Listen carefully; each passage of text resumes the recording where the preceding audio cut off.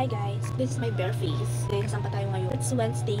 Tapos ang pagsampa dito sa Luzon is 7 p.m. Time check is 5:40. 40 minutes tayo na. Nakabihis na ako kasi inuuna ko yung pagbibihis bago mag-makeup. Para hindi na ako mahirapan magbihis pag naka-makeup na. First is, of course, Derma Republic PH Skincare. Ito yung serum nila na may 5% niacinamide and hyaluronic acid. And then next, wait, isa-set muna natin yung sa face natin. Papatuyuin lang muna natin. Tapos mag-moisturizer tayo. Next natin is moisturizer. Original, yung brightening moisturizer na tayo.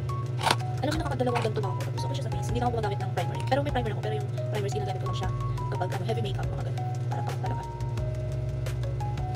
Nag-breakdown kasi ako. Breakdown na naman siya. Breakdown yun. Nag-breakout ako ng mga nakaraang month. Kaya ayan, yun yung result. Diba, ang dami yung I'm gonna use Sola for my foundation. Ayan siya. Very unti lang. Kasi ayoko naman mag-makeup ng super duper. Dahil sasamba tayo. Dapat simple lang. See? Tama na yan. Full coverage naman na siya kahit hindi lang yung ilagay mo.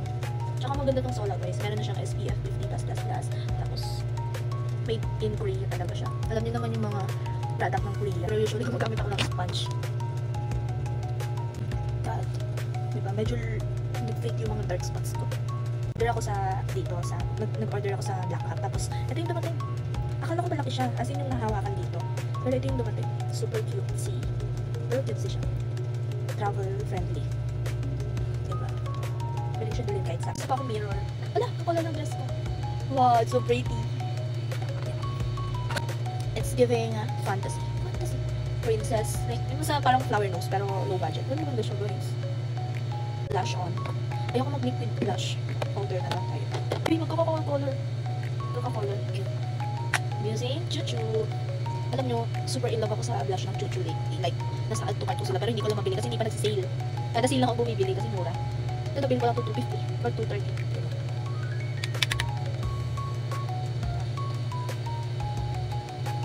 Oh my god, it's so pigmented. Naparami ako nalagay. But it's okay.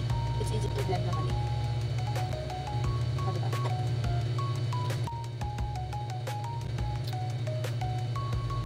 Next is Killam. I'm gonna use O2O. O2O.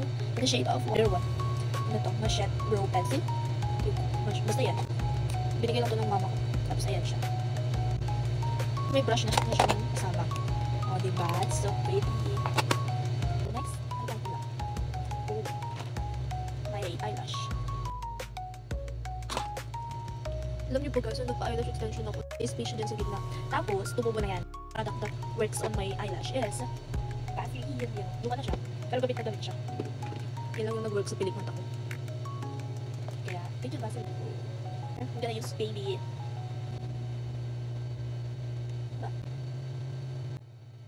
Next.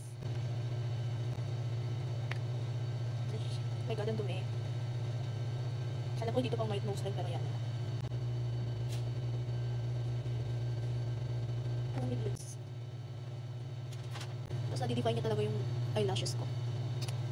Berlies. Lucky Beauty. Gamit ko to guys.